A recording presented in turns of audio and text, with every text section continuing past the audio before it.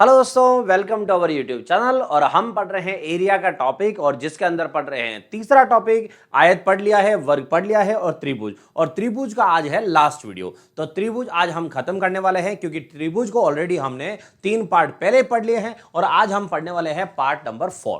ठीक है, तो ज्यादा बातें नहीं करते हुए चलो शुरू करते हैं। और अगर आपको वीडियो पसंद आती हो तो लाइक का बटन प्रेस करना ना भूले और पहली बार आए हो तो चैनल को सब्सक्राइब जरूर कर लें। चलो शुरू करते हैं। एक समबाहु त्रिभुज के अंतर्भाग मतलब अंदर में स्थित किसी बिंदु से त्रिभुज की भुजाओं पर डाले गए लंबों की क्रमवार लंबाइयां, तो वहां से परपेंडिकुलर लंब डाल रखे हैं तीनों भुजाओं पर जो P1, P2 तथा P3 है। तो त्रिभुज की प्रत्येक भुजा की लंबाई क्या होगी, आपसे यह पूछा है। चलो तो पहले यहां पर लाते हैं त्रिभुज और डालते हैं सब पे लंब। तो देखो, एक है त्रिभुज ले रखा है, उस त्रिभुज के तीनों भुजाओं पर लंब डाले हैं। कहां से? तो यहां से एक पॉइंट ले रखा है, वहां से। अब आते हैं वो पॉइंट कौन सा है, चलो देखते हैं। तो सबसे पहले एक पॉइंट ले लेते हैं। यहां से कोई एक पॉइंट है जहां से ये ले लिया मैंने पॉइंट।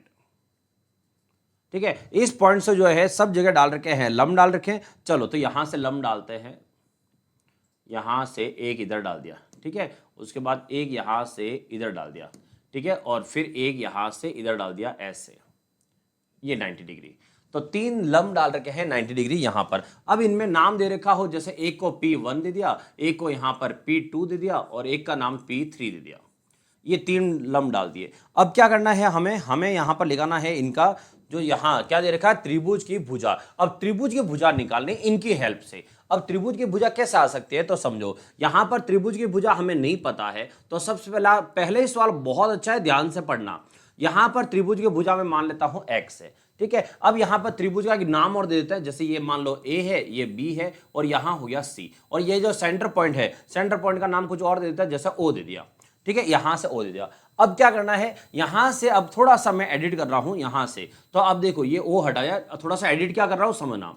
अगर मैं यहां से ऐसे एक लाइन डालता हूं इस तरह से और ऊपर से यहां पर एक लाइन डाल देता हूं ऐसे, अब समझो ये 2 लाइन हो गई यहां से यहां तक। ठीक है, इधर और इधर वाली, और एक लाइन यहां से इधर ये डाल देता हूं। अब इससे क्या हो रहा है, थोड़ा सा पॉइंट समझना, मैं आपको एक एक चीज अच्छे से समझाऊंगा। यहां पर क्या हुआ है, अब देखो एक त्रिभुज है, पूरा त्रिभुज है ABC, जो पूरा बड़ा वाला त्रिभुज है। अब त्रिभुज ABC का जो क्षेत्रफल है दोस्तों, वो त्रिभुज ABC का क्षेत्रफल किसके बराबर है, जरा चेक करो। तो त्रिभुज ABC का क्षेत्रफल किसके बराबर है, तो मैंने जो पिंक लाइन कर रखी है, आप समझो पिंक लाइन जो है, अगर पिंक लाइन को मैं यहां से आपके सामने ड्रॉ करूं तो ऐसे, ये समझो ये हो गया आपका एक ट्राइंगल। तो ये है आपका एक त्रिभुज। ठीक है, और ये लंब डाल रखा है यहां पर 90 डिग्री है, इधर लंब डाल रखा है ये भी 90 डिग्री और इधर लंब डाल रखा है ये भी 90 डिग्री है। ठीक है, अब आते हैं इस त्रिभुज जो है ये वाला त्रिभुज के, ये त्रिभुज कौन सा हुआ, तो ये है त्रिभुज A, फिर B और O।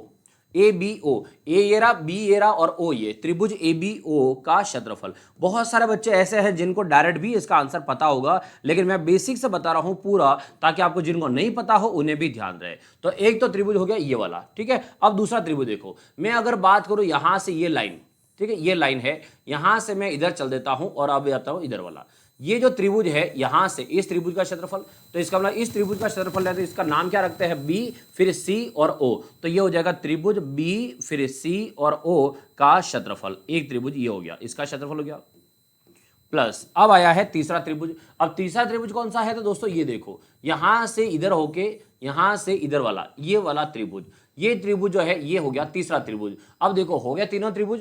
तो एक त्रिभुज के ये बीच में लाइन खींचने से क्या हुआ, 3 टुकड़े हो गए और तीनों टुकड़ों का क्षेत्रफल किसके बराबर होगा, त्रिभुज ABC के क्षेत्रफल के बराबर होगा। तो यहां से लेते हैं इस टुकड़े का क्षेत्रफल, तो त्रिभुज ACO का क्षेत्रफल। ठीक है, ये हो गया तीनों त्रिभुज का क्षेत्रफल एक बड़े त्रिभुज के बराबर। अब आगे देखो त्रिभुज ABC का क्षेत्रफल, तो त्रिभुज ABC क्या है, समबाहु त्रिभुज है। तो समबाहु त्रिभुज का क्षेत्रफल तो क्या होगा, √3/4 इंटू भुजा स्क्वायर। भुजा कितनी मान ली हमने, x, तो x का स्क्वायर हो गया। देन त्रिभुज ABO, अब देखो त्रिभुज A, B और O है, जिसमें ये भुजा यहां पर लंब डाल रखी है। तो अगर आपको पता है कि त्रिभुज में लंब डाल रखी हो, तो इसको अगर मैं बेसिक इधर बाहर निकाल के आपको बताऊं तो ये कुछ त्रिभुज ऐसा है।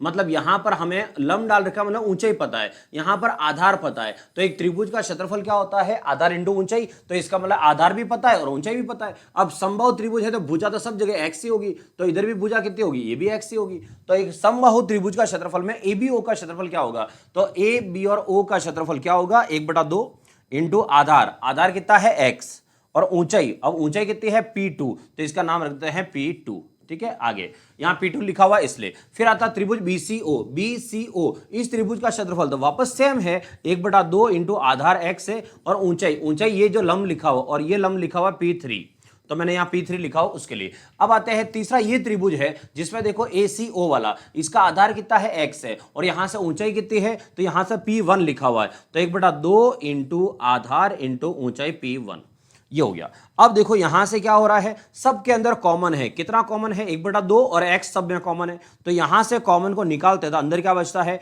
P2। ठीक है, P2 है, फिर यहां से P3 है प्लस P1 है, ये सब में इधर से कॉमन आ गया, उसके बाद अंदर बचा हुआ है। अब इधर कितना है, इधर है √3/4 और x²। अब देखो इधर है 4 उधर 2, तो 2 से 4 कट गया, कितनी बार, 2 बार। x² उधर x है तो x² से एक x कट गया। ठीक है, हमें क्या निकालना है, त्रिभुज की भुजा कितनी है, मतलब किसका मान निकालना है, हमें x का मान निकालना है, ये x का मान निकालना है। अगर x का मान निकाले इधर वाला जो बच गया उसको उधर भेजो। अब इधर क्या बच गया, एक तो ये 2 बच गया नीचे की तरफ, तो ये कहां जाएगा, ऊपर, और ऊपर बच गया है √3, वो कहां जाएगा, नीचे। तो x का मान क्या होगा दोस्तों, वो देखो x बराबर, तो x बराबर क्या होगा, जो नीचे 2 है वो तो ऊपर जाएगा, और जो ऊपर √3 है वो नीचे जाएगा, तो ये 2 ऊपर जाएगा और √3 नीचे जाएगा, तो ये हो गया 2/√3। ठीक है, तो इधर आ गया 2/√3। अच्छा, इधर पहले से क्या बचा हुआ है, तो P2 P3 P1, तो सबको एक साथ ले आओ, तो यहां से क्या हो जाएगा, सब एक साथ P1 plus P2 plus P3। इसका मतलब दोस्तों ये याद रखने वाली टर्म है कि जिन बच्चों को ये याद हो जाए उनके लिए बहुत अच्छा है, कि अगर कभी त्रिभुज के किसी बिंदु से शीर्ष लंब, यहां पर लंब डाल रखे हो, शीर्ष लंब नहीं, लंब सिर्फ, तो यहां से किसी बिंदु से लंब डाल रखे हो और आपको त्रिभुज की भुजा पूछे, तो आप क्या करना, 2/√3 P1 P2 P3, मतलब जो भी लंब दे रखे उनका जोड़ दो, तो आगे संख्या क्या आ जाएगी, 2/√3। ये था आपका पहला सवाल जो इस तरह से डायरेक्ट किया जा सकता है अगर आपको डायरेक्ट पता हो तो, अदरवाइज बेसिक मैंने पूरा आपको सिखा दिया है। क्लियर, चलो आगे बढ़ते हैं, आगे सवाल देखो। आगे लिखा है किसी समबाहु त्रिभुज के अभ्यंतर मतलब अंदर की तरफ के किसी बिंदु से तीनों भुजाओं की लांबिक दूरी का मतलब ही वही होता है, लंब होता है। ठीक है, लांबिक दूरी √3 सेंटीमीटर, 2√3 सेंटीमीटर और 5√3 सेंटीमीटर है, तो इस त्रिभुज का परिमाप क्या है। अब देखा जाए तो सवाल तो अभी वाला ही था, तो अभी वाला सवाल है, लेकिन इस बार मैंने संख्या दे दी है, और क्या पूछा है, इस बार त्रिभुज का परिमाप पूछा है। अब मैं आपको लाता हूं डायरेक्ट, कि अगर डायरेक्ट निकालना हो कि त्रिभुज की भुजा तो कैसे लिखते हैं, उसके लिए देखो, तो त्रिभुज की भुजा लाने का डायरेक्ट तरीका होता है 2/√3, तो 2/√3 है, और उसके बाद अंदर जो भी परपेंडिकुलर लंब होते हैं, पहला दूसरा तीसरा, जो 3 लंब होंगे तीनों लंब को जोड़ दो और बाहर लिख दो 2/√3। इसलिए पहले आपको 2/√3 वाली कहानी समझाई थी, ताकि ऐसे सवाल आने पर आप उनको डायरेक्ट कर सको। अब देखो आगे लेते हैं सवाल में, 2/√3 लिख दिया। अब तीनों लंब को जोड़ दो, तो तीनों लंब जो दे रखा है क्या है, एक तो है √3, दूसरा दे रखा है क्या, 2 और √3, तीसरा दे रखा है क्या, 5√3, ऐसे दे रखा है। ये हो गए तीनों के तीनों। अब इन्हें यहां से ब्रैकेट बंद कर दो। अब देखो ये भी √3 वाला है, ये भी √3 वाला है, ये भी √3, मतलब सब एक ही जाति के हो गए। इसका मतलब हो गया ये 5 बार है, ये 2 बार है, तो 5 और 2 7, 7 और या कुछ नहीं, मतलब 1 8। इसका मतलब हुआ अंदर से आंसर आया कितना, 8, तो √3, और अंदर से आंसर आएगा 8 बार √3, ओनली 8 नहीं, 8 बार √3, मतलब 8√3 हो गया। अब देखो यहां से √3 और ये √3 कैंसल, अब 2 का 8 से गुणा कर कितना आ गया, 16 आ गया, और 16 क्या आया है, इस त्रिभुज की भुजा आ जाएगी। तो भुजा अगर पता चल गई है, भुजा 16 है, तो दोस्तों परिमाप निकालने में कौन सा टाइम लग रहा है, तो यहां से परिमाप क्या होगा, तो परिमाप क्या होता है दोस्तों, 3 इंटू भुजा, और 3 इंटू भुजा कितनी होगी, 16, तो 16 इंटू 3 कितना हो गया, 48। इसका मतलब आंसर हो गया 48, और 48 क्या आएगा, 48 आएगा सेंटीमीटर, तो यहां से हो गया 48 सेंटीमीटर। डन, आया सवाल समझ में। तो जब भी कभी सवाल लो इस तरह के, अगर लंब वाले सवाल आए तो उन्हें ऐसे करना है, हो जाएगा ना। अब तो चलो आगे बढ़ते हैं। आगे सवाल है, एक समबाहु त्रिभुज की भुजा को 20% बढ़ाने पर उसके क्षेत्रफल पर क्या प्रभाव पड़ेगा। दोस्तों अगर आपको याद हो तो क्षेत्रफल पे क्या प्रभाव पड़ेगा, ऐसे सवाल आयत में, रेक्टेंगल में, वर्ग में, सब जगह आपने आगे पढ़े थे। और उसके लिए एक ही फॉर्मूला जो हर जगह लगता है, वैसे दो फॉर्मूले हैं, आप चाहो तो दो फॉर्मूले यूज कर सकते हो। कौन सा है चलो मैं बता देता हूं। एक फॉर्मूला था 100 + -a इंटू 100 + -b अपॉन 100 और -100%। एक तो फॉर्मूला ये वाला होता है, और एक फॉर्मूला और था +-a +-b +-a into b upon 100, ये वाला। तो इस तरह से हमारे पास कितने फॉर्मूले होते हैं, दो फॉर्मूले हो जाते हैं। ठीक है, अब आप कोई भी फॉर्मूला यूज करो, दोनों में से जो आपको लगे वो यूज करो। तो अब अच्छा ध्यान क्या रखना है, ए और बी क्या है। ए और बी का मतलब है यहां पर समबाहु त्रिभुज का क्षेत्रफल का फॉर्मूला क्या होता है, √3/4 इंटू भुजा स्क्वायर। अब √3/4 ये एक फिक्स वैल्यू है, इसको चेंज नहीं कर सकते, तो उसको कुछ नहीं करना है। भुजा का स्क्वायर मतलब एक भुजा यहां लिखो, एक भुजा यहां लिखो। अच्छा भुजा तो दोनों सेम ही होती है, तो इसका मतलब एक यहां पर लिख दो और एक बार यहां लिख दो, मतलब सेम ही वैल्यू दो बार लिखो, कहने का मतलब। तो यहां पर भुजा कितनी बढ़ा रहे हैं, 20%। तो अगर 20% भुजा बढ़ाते हैं तो 100 + 20 इंटू 100 + 20/100, और माइनस का क्या कर दो, यहां कर दो 100। तो यहां से आंसर क्या हो जाएगा, देखो 2 0 से 2 0 कैंसिल, फिर यहां से 12 × 12 144%, और 144% माइनस 100% कर दो, तो इस सवाल का आंसर आ जाएगा कितना, 44%। क्लियर, ये है 44%। एक तो ये तरीका। अगर कोई चाहे कि नहीं दूसरा फॉर्मूला लगाए तो कैसे करेंगे, तो यहां से भुजा को 20% बढ़ा रहे हो, इसका मतलब है पहली वाली 20, दूसरी वाली 20, क्योंकि दोनों भुजा सेम ही होती है इसलिए, और प्लस का गुणा करो तो प्लस ही आएगा। तो यहां से 20 × 20/100 हो जाएगा। अब क्या करना है, 2 0 से 2 0 यहां पर कैंसिल, तो 20 और 20 कितना हो गया, 40, तो ये तो हो गया 40, और आगे प्लस कितना है, 2 × 2 4 हो गया, तो 40 और 4 कितना हो गया, 44%। इसका मतलब है यहां से आंसर आया हमारा 44%। तो क्षेत्रफल बढ़ जाएगा 44%। डन, चाहे ऐसे करो चाहे वैसे करो, बस कैसे भी करके सवाल करो। ठीक है, आगे बढ़ते हैं। अगला सवाल देखो, किसी त्रिभुज का परिमाप 30 सेंटीमीटर है और उसका क्षेत्रफल भी 30 वर्ग सेंटीमीटर है, मतलब परिमाप भी 30 है और क्षेत्रफल भी 30 है। आगे क्या दिया है, यदि त्रिभुज की सबसे बड़ी भुजा, अब आते हैं त्रिभुज की सबसे बड़ी भुजा, अगर नाम ऐसा लिखा हुआ आ रहा है तो सबसे बड़ी भुजा का मतलब हो गया त्रिभुज का क्या, कर्ण भुजा का नाम आ रहा है। तो सबसे बड़ी भुजा की लंबाई 13 सेंटीमीटर है। और जिन बच्चों ने आगे अच्छे से समकोण त्रिभुज पढ़ा हो, उन्हें मैंने अच्छे से पढ़ाया था कि जब भी कभी त्रिभुज आ जाए समकोण त्रिभुज और सबसे बड़ी भुजा बोले तो कर्ण, अगर कर्ण हो जाए 13 तो समझ जाना कि ये कर्ण 13 है। तो ऐसा पाइथागोरस का कोई सेट आपको याद हो तो उसे ट्राई करो। तो यहां से देखा जाए 13 अगर कर्ण हो तो ऐसा एक सेट पढ़ाया था आपको, 5 12 13, मतलब 5 ये हो जाए और 12 ये हो जाए तो उसका कर्ण कितना आएगा, 13 आएगा। अब ये सेट यहां पर सवाल में चेक करते हैं बैठता है कि नहीं बैठता है। तो यहां पर दिया है कि परिमाप 30 है, परिमाप का मतलब है बाउंड्री 30 है। चेक करो बाउंड्री 30 आ रही है क्या, 12 और 5 17, 17 और 13 30, बिल्कुल आ रहा है। फिर यहां दे रखा है क्षेत्रफल 30 है, क्षेत्रफल 30 बनेगा क्या, 1/2 इंटू आधार इंटू ऊंचाई, यहां से फिर 12 से कट गया, ये 12 कट गया 6 बार, और 6 5 कितना हो गया 30, इसका मतलब 30 सेंटीमीटर स्क्वायर। बिल्कुल हमारा क्षेत्रफल भी 30 आ रहा है और परिमाप भी 30 आ रहा है, मतलब दोनों बैठ रहे हैं। अब क्या पूछा है, तो पूछा है उनकी सबसे छोटी भुजा की लंबाई क्या है। तो सबसे छोटी भुजा की लंबाई पूछिए, तो भाई यहां पर है 5 और यहां कितना है 12 और यहां है 13। सबसे बड़ी भुजा ये उससे मिड वाली और ये सबसे छोटी, तो सबसे छोटी भुजा की लंबाई कितनी हो गई दोस्तों, 5 हो गई। ठीक है, इतना कुछ हिंट दे रखा था, इससे ज्यादा और क्या चाहिए। चलो आगे बढ़ते हैं, क्या लिखा है, 10 मीटर व 15 मीटर के दो खंबे समतल मैदान पर खड़े हैं। तो समतल मैदान पर खड़े हैं मतलब यूं समझो ये समतल मैदान है। तो एक खंबा जो है वो, एक खंबे की लंबाई कितनी है 15, ये 15, दूसरे खंबे की लंबाई कितनी है 10, ये 10। ठीक है, अब आगे क्या बोला है, खड़े हैं यदि उनके आधार के बीच की दूरी, आधार के बीच की दूरी मतलब ये वाला यहां से यहां के डिस्टेंस, तो उनके आधार के बीच की दूरी 12 मीटर है, मतलब यहां से लगाकर यहां तक 12 मीटर है। तो पूछा है उनके शीर्ष के बीच की दूरी कितनी है, मतलब ये इसका शीर्ष है और ये इसका शीर्ष है, और दोनों के शीर्ष के बीच की दूरी बतानी, यहां ये दूरी कितनी है। तो अगर हमें ये दूरी निकालनी है तो समझो कि ये त्रिभुज का एक तरह से कर्ण लेना पड़ेगा, और अगर इसको त्रिभुज का कर्ण लें तो पहले त्रिभुज तो बने कि त्रिभुज कहां है। तो दोस्तों क्या करो, एक सीधी लाइन डाल दो यहां पर। अगर यहां से एक सीधी लाइन डाल देते हैं तो इसका मतलब ये वाला हमारा त्रिभुज बन जाएगा, और ये अगर त्रिभुज है तो इसका मतलब आपको क्या करना है, इस त्रिभुज में ये है इसका बेस, जो लंबाई यहां है वो की वही लंबाई यहां हो जाएगी। तो ये 12, तो इसका मतलब ये भी 12। ठीक है। उसके बाद देखो उस बार टोटल कितनी लंबाई थी इस पॉल की 15, जिसमें से यहां तक कितनी है 10, मतलब 10 ये नीचे हो गई तो ऊपर कितनी हो गई, ऊपर 5 हो गई। तो यहां से यहां तक तो है कितना 5, और ये कितना है 12, मतलब 5 और 12 अगर लंबादार हो तो उसका कर्ण कितना होगा, अभी जस्ट हमने पढ़ा है कि 5 और 12 लंबादार हो तो उसका कर्ण हमेशा कितना आएगा, 13 आएगा। तो इसका कर्ण हो गया कितना, 13। अच्छा वो मीटर में चल रहे हैं तो ये भी किस में आएगा, मीटर में आएगा। तो यहां से ये हो गया मीटर, 13 मीटर। अब क्या पूछा है, तो उनके शीर्ष के बीच की दूरी बताओ। तो शीर्ष के बीच की दूरी वही है जो यहां पर सवाल में कर्ण है, और कर्ण कितना या 13, मतलब सवाल में हमारा आंसर हो गया 13। क्लियर। आगे बढ़ते हैं। आगे देखो क्या लिखा है, किसी त्रिभुज की भुजाएं 3 सेंटीमीटर, 4 सेंटीमीटर और 5 सेंटीमीटर है। ठीक है, किसी त्रिभुज की भुजाएं। अब 3 4 5 कभी भी आ जाए तो अच्छे से दिमाग में बिठा लेना दोस्तों कि 3 4 5 जब भी आए वो समकोण त्रिभुज हो गई होगा। तो 3 4 और 5 ये है एक त्रिभुज की तीनों भुजाएं।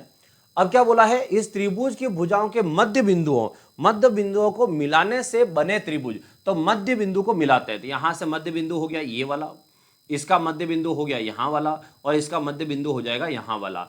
इसको अगर मिलाते हैं यहां से यहां तक, ये ऐसे मध्य बिंदुओं को मिलाने से बने त्रिभुज का क्षेत्रफल सेंटीमीटर में क्या होगा ये पता करना है। सबसे पहले देखो जो बड़ा वाला है इस त्रिभुज का क्षेत्रफल कितना, बड़े वाले का कितना है। तो चलो नाम दे देते हैं, यहां पर ए, ये बी और ये सी। ठीक है, उसके बाद दे देते हैं इसका नाम डी, इसका नाम ई और इसका नाम कर देते हैं एफ, डी ई एफ। हमें निकालना है डी ई एफ का क्षेत्रफल और कंपैरेटिवली किसके, ए बी सी के। तो ए बी सी से मध्य बिंदु बना दी इसलिए। तो त्रिभुज ए बी सी का क्षेत्रफल कितना होगा दोस्तों, तो त्रिभुज ए बी सी का क्षेत्रफल आप सब जानते हो त्रिभुज ए बी सी, और वो भी कौन सा, समकोण त्रिभुज है। तो 1/2 इंटू आधार इंटू ऊंचाई, ये हो गया आधार और ऊंचाई, यहां से कट गया 2 बार, और 3 इंटू 2 हो गया 6 सेंटीमीटर स्क्वायर। ये तो हो गया बड़े वाले त्रिभुज का क्षेत्रफल। अब हमें पता करना है छोटे वाले त्रिभुज का क्षेत्रफल, बोले तो त्रिभुज डी ई एफ का क्षेत्रफल। अब डी ई एफ का क्षेत्रफल क्या होगा हमें ये पता करना है। ठीक है, तो एक चीज जानना दोस्तों, यहां से ये जो है ना कभी भी मध्य बिंदु को मिलाओ तो याद रखना, जब भी मध्य बिंदु मिलेगा ये जो लाइन आपको दिख रही है बेस में, ये लाइन और ये लाइन दोनों एक दूसरे के पैरेलल होती है। तो दोनों एक दूसरे के पैरेलल होती है और उसकी आधी होती है। मतलब यहां से अगर ये 3 है तो इसका मतलब यहां से ये वाली 1.5 हो जाती है। फिर ऊपर से नीचे आप देख रहे हो ये लाइन, ये जो लाइन है और ये जो लाइन है ये इसके बिल्कुल पैरेलल होती है, और अगर पैरेलल है ये 4 है तो इसका मतलब ये कितना हो गया 2, और यहां पर एंगल कितना बनाएगा, 90 डिग्री का एंगल बनाएगा। फिर आते हैं यहां से ये लाइन क्रॉस वाली, ये जो क्रॉस आप देख रहे हो वो क्रॉस इसी के पैरेलल है जो बड़ी लाइन है, मतलब वो 5 है तो इसका मतलब ये हो जाएगा 2.5 ऐसे। अब आपको अंदर वाले त्रिभुज को अगर मैं बाहर निकाल के आपको बताऊं कि अंदर वाला त्रिभुज कुछ ऐसा बन रहा है कि यहां 90 डिग्री है, यहां 2 है, यहां 1.5 है और यहां 2.5 है। तो अगर इस त्रिभुज को घुमा दिया जाए तो चलो देखते हैं यहां से घुमा के, कि अगर इस त्रिभुज को यहां से घुमा दिया जाए तो आपके सामने ये रिप्रेजेंट हो जाता है कि ये त्रिभुज कुछ और नहीं है, ये समकोण त्रिभुज है। चलिए अब देखो इसका क्षेत्रफल लेते हैं। इसका क्षेत्रफल क्या होगा, 1/2 इंटू आधार, आधार मतलब हो गया ये हो गया 2, इंटू ऊंचाई, ऊंचाई मतलब ये, तो ये हो गए ऊंचाई कितनी 1.5। अब 2 से 2 तो कट गया, इसका आंसर कितना आया 1.5 सेंटीमीटर स्क्वायर। ये हो गया इसका क्षेत्रफल। और अब आते हैं कि अगर इतना लंबा चौड़ा सब नहीं करते तो इसका आंसर डायरेक्ट भी तो आ सकता था। ये तो आपको सिर्फ समझाने के लिए इतना कुछ किया है, तो इसका आंसर डायरेक्ट कैसा आता, चलो देखो यहां, जैसे यहां से एक त्रिभुज ले लेते हैं,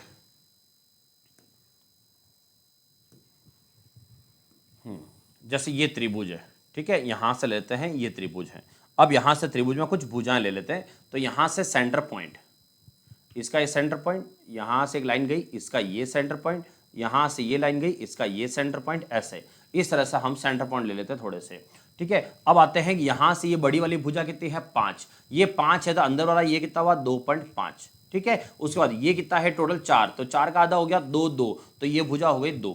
ठीक है, उसके बाद ये कितना है 3, तो 3 का मतलब हुआ ये 1.5, तो ये भी कितना हुआ 1.5, और इसके सेम सिमिलर यहां पर 1.5। फिर उसके बाद देखो ये है पूरा 5, तो इसको ले लेते हैं 2.5, ये 2.5, ये भी हुआ 2.5।